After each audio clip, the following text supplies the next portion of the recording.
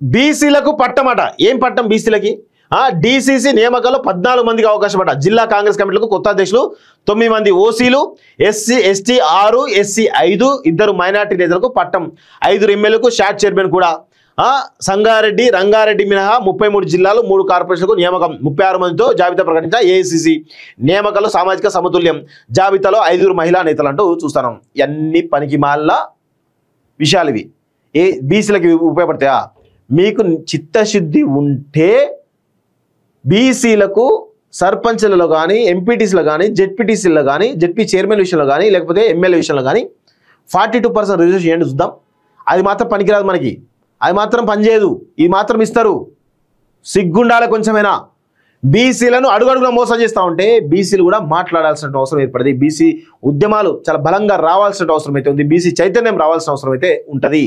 దీనివల్ల ఏదో బీసీలకు 14 పార్టీ పదవులు ఇస్తామంటే కుదరదు. మీకు అంత చిత్తశుద్ధి ఉంటే కనీసం కార్పొరేషన్ చైర్మన్లు ఇవ్వండి చూద్దాం. బీసీలకి ఇస్తారా?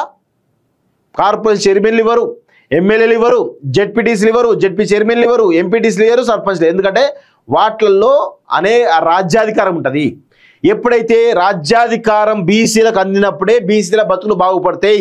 ఇలాంటి పనికి మాలిన డీసీసీ పోస్టులో, పనికి మాలిన పీసీసీ పోస్టులో ఇస్తే మనకు బాగుపడవు బతుకులు. బీసీల బతుకులు బాగుపడాలంటే ఖచ్చితంగా చట్టసభల్లో ఉండి తీరాల్సిందే.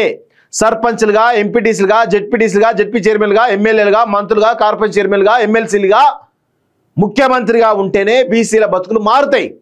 ఈ పనికి మాలిన డీసీసీ పదవులు, పనికి మాలిన పీసీ పదవులు ఇస్తే బీసీల బతుకులు బాగుపడవనే విషయాన్ని గుర్తుపెట్టుకోవాలి. ఇదంతా కూడా బీసీలను మభ్యపెట్టడానికి మాత్రమే, మభ్యపెట్టి మోసం చేయడానికి మాత్రమే ఇవన్నీ కూడా కనబడుతున్నాయి తప్ప ఏది లేదు.